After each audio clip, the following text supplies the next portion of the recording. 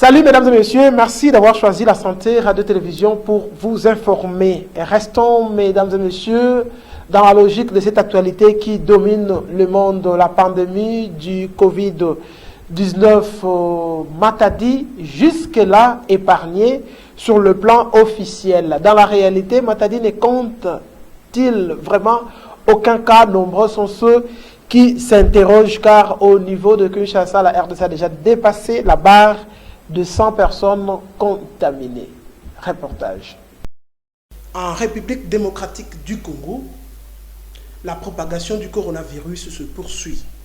Les provinces jusque-là épargnées commencent petit à petit à emboîter le pas, malgré l'isolement de Kinshasa, épicentre de la pandémie.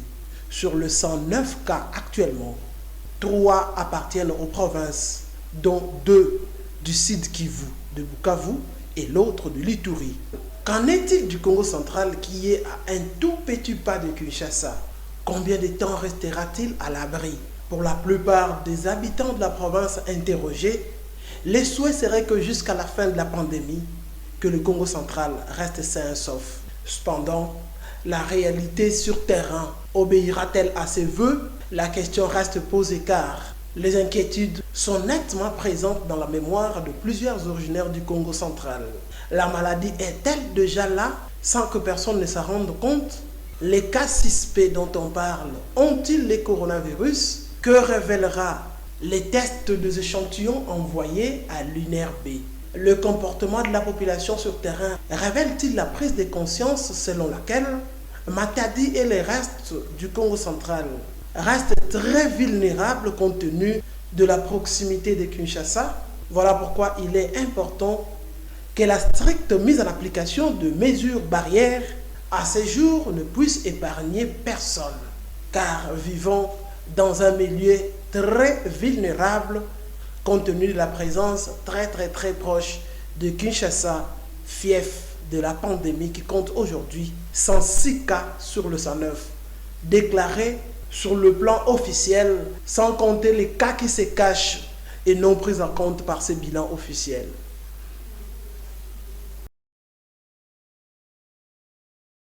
Restons dans ce chapitre lié au coronavirus, mesdames et messieurs, pour parler du confinement, un des moyens les plus efficaces pour lutter contre la propagation de cette maladie à travers le monde. Plus de 3 milliards de personnes se trouvent confinées dans leur maison car la règle d'or reste demeurez ou restez chez vous.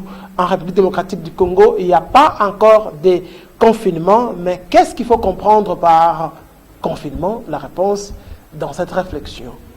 Les confinements se présentent comme un des moyens les plus efficaces pour barrer la route à la propagation du coronavirus. Dans plusieurs pays atteints par cette pandémie, la population se trouve confinée chez soi, car la règle d'or demeure.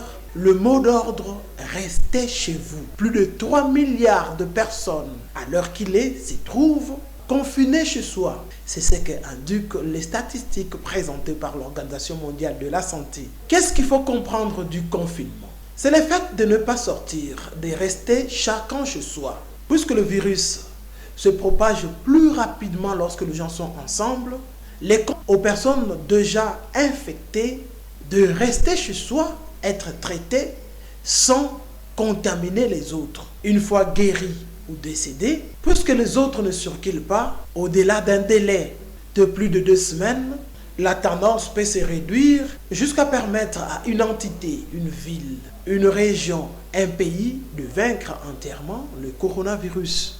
Toutes ces stratégies viennent de la Chine, premier pays infecté.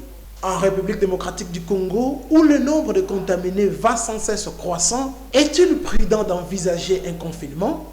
Le gouverneur de la ville de Kinshasa allait déjà oser ces derniers à reculer devant sa décision, craignant la spéculation de prix et l'insécurité.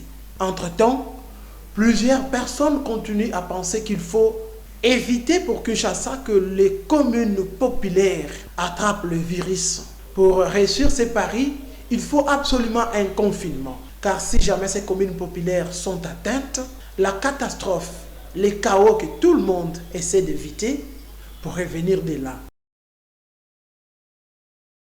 À la morgue de l'hôpital général de référence de Kinkanda, mesdames et messieurs, plusieurs personnes opposent une résistance à la police quant au respect strict de mesures barrières édictées par les autorités. C'est ainsi que le commandant de la ville, interrogé par la presse, a insisté sur le respect de ces dispositions. Suivez ces propos recueillis par Lodi Lukan.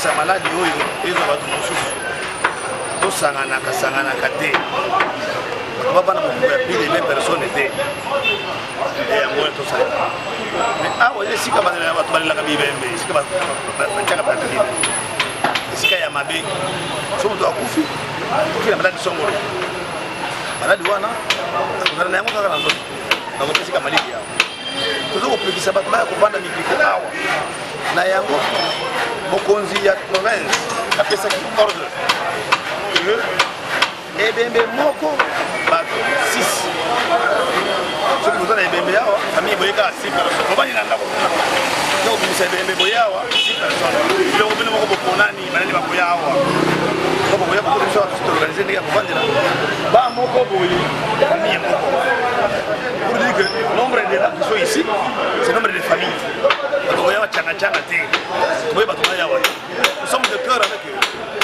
nous avons accepté que nous doit faire un peu dans ma boîte. Moi aussi j'ai une famille, j'ai une telle famille, j'ai une famille élargie, je veux le dire. Mais si quelqu'un meurt, gardons quand même à respecter cet ordre de l'autorité. Ne pas venir ici à masse pour éviter que tout se contamine malade. Et donc vous voyez banaté. Vas-y, les bambous. Là les bandits demandent de sensibiliser les gens.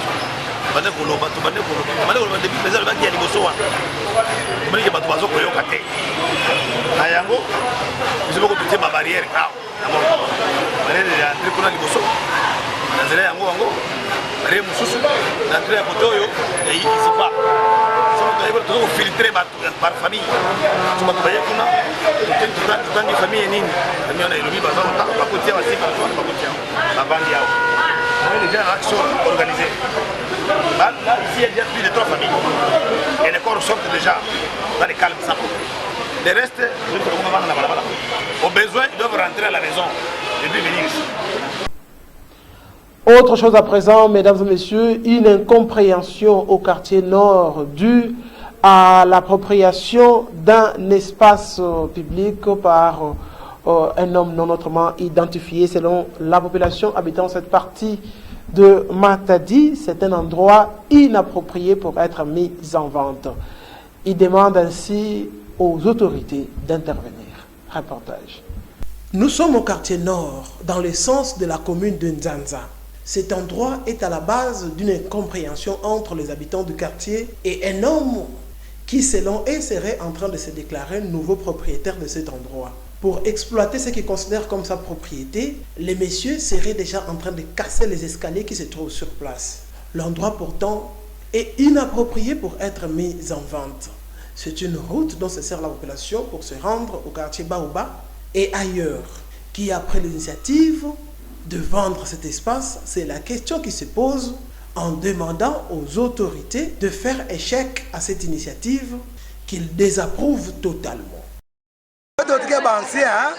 Mukepesa ndinga fioti kana bagana kutula tembe babaka cadastre provincial ani kuja ntala kizunga ifato basa laga na komina Nzanza parce que bato esumaka depuis tamo batata wetu tunga kawa kana bavana tata kutunga hawa batola kutunga hawa mekana mebaka bilili banda kuna bana mema safuluka bametunga hawa yamepesa kiese sana hiki mama haya mbuta mekuma mbuta na baacha banona ntafana kukadepo kukita hawa quartier mebaka hizo kutula fondation hawa yandi tata emesumba hawa kana nzaba ve ba place mingi kuna na chimpi bagena tota batu batunga Kongo et puis ba metu bagenge angolais oui bangolais na ba congolais bete fanda kitoko ani biga tota minzonzi kunata batu bakasho kukwena betina tala virus corona ke na déranger batu kufuluza batu play fumo leta zola ve sauver. butukila awa banda flama yevonaka kusibuka njila yake tina epom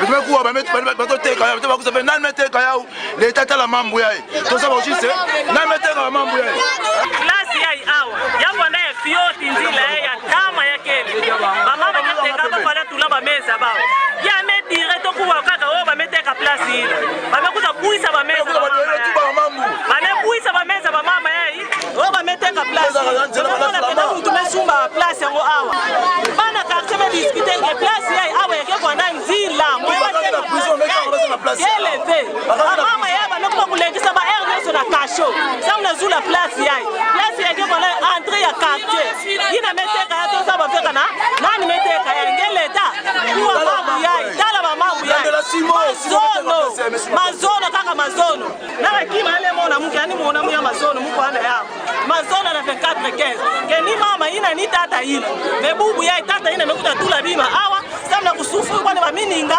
baleka na 20 baleka na kasho yana ni sepelaka. Parlons à présent, mesdames et messieurs, d'une source naturelle qui se trouve au quartier Libenge. Nous sommes dans la commune de Mvuzi. Elle permet à la population de pouvoir s'approvisionner en eau. Son état se trouve dans une malpropreté sans précédent. La bonne volonté des autorités est implorée par les habitants de ce coin pour son réaménagement. Suivez. Cette source sert une importante partie de la population pour s'approvisionner d'eau, pouvoir leur servir pour couler la lessive et faire la vaisselle. Au moment où l'eau de la régie des eaux ne jaillit pas, elle se trouve entre l'avenue Popokabaka et l'avenue Nienge au quartier Commanda Stress dans la commune de Mvuzi. Mais celle-ci se trouve en mauvais état, tourée d'immondices. La population demande la construction d'une borne fontaine. La source est à Nienge. Yango to salelaka soki mai ezobima te yango to salelaka siko source yango soki mbula ebeti ezipamaka o ndenge eza ndenge wana babongisela biso yango leta congolais babongisela biso yango batie biso ata mwa encadrement moko boye ezala soki mbula ebeti mwa source yango ezipamaka susu eza te mpo esovaka biso mai yango mpe okolambela yango okosalela yango mpo eza ya source ezobima na se ya mabele ekosala yango mpe esove biso po esungaka biso bakati ebele tiye ki plai manze ekisungaka beto mbilele kusadila me diambo moske awa bato mingi ekusateka awa manza tina bato angamba pubuka bambi ekusateka awa manza me diambo mosikele bankaki na mona bana kusa wese awa na pembeni kudukula kuba kusa tekela manza na bapo pina yake bienve tuna sosa ni tuna lomba edi na bafumu babongise beto place yeto bakata moye ya kutekela manza apo e pla yake bienve bankaka keke ya besa de la manza yai manza meka kuma pasi bankaka ilambila kaya ali tuna kulomba bafumu baba klebe to solution na place ye babongise beto sato baka moye kutekela ka manza ya propre.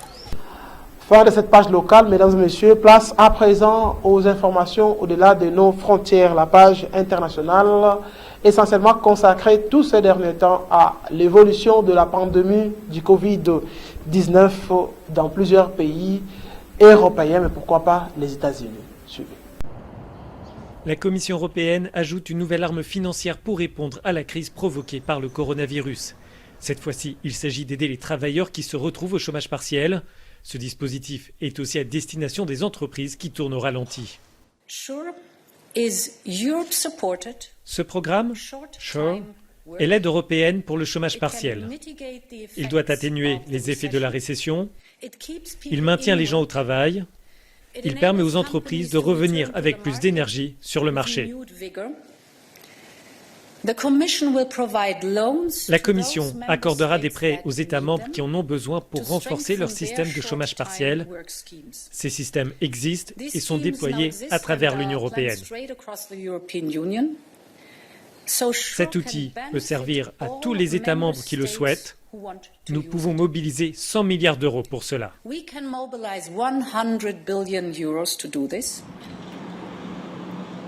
Selon un projet de texte, les gouvernements pourraient avoir recours à cet outil si les dépenses publiques ont fortement augmenté à cause de la pandémie.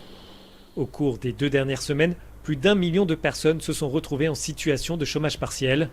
Les entreprises subissent de plein fouet les répercussions du ralentissement économique. La Confédération européenne des syndicats salue cette annonce, mais elle veut s'assurer que ce dispositif est ouvert à tous les travailleurs, y compris les professions indépendantes, ainsi qu'à toutes les entreprises. L'organisation syndicale demande au ministre des Finances de l'Union, qui se retrouve la semaine prochaine, d'adopter cet outil temporaire d'urgence pour préserver l'emploi et l'activité. En cette période de confinement et d'effondrement de l'activité économique, les taux de chômage augmentent en Europe.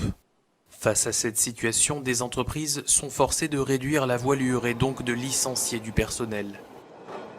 En Espagne, deuxième pays d'Europe le plus touché par le coronavirus, le nombre de chômeurs a augmenté de 9,3% au mois de mars pour s'établir à 3,5 millions. Aujourd'hui, l'Espagne a enregistré une augmentation du chômage de 302 265 personnes. C'est une augmentation absolument exceptionnelle par rapport à n'importe quel autre mois. Le constat est similaire au Royaume-Uni. Mercredi, les autorités ont révélé que près d'1 million de personnes avaient demandé une aide sociale au cours des 2 dernières semaines, environ 10 fois plus que d'habitude. Et ce, malgré les promesses du gouvernement de financer 80% des salaires des employés et des indépendants. En France, l'État a décidé de donner un coup de pouce aux entreprises qui le souhaitent, en prenant en charge 84% du salaire de chaque employé. 337 000 entreprises ont fait une demande. Une grande majorité sont des petites entreprises. Et ces demandes concernent 3 600 000 salariés. En Autriche, le nombre de demandeurs d'emploi a grimpé de 2/3 en mars. La pandémie a détruit des emplois dans le tourisme et dans la vente au détail. La Commission européenne a proposé ce jeudi de créer un instrument pour garantir jusqu'à hauteur de 100 milliards d'euros les plans nationaux de soutien à l'emploi pendant la pandémie de coronavirus.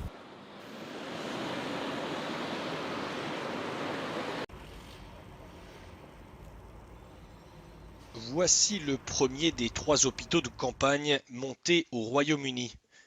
L'Excel Center, dans l'est de Londres, habituellement un hall d'exposition, a été incorporé à l'hôpital Nightingale pour faire face à la crise.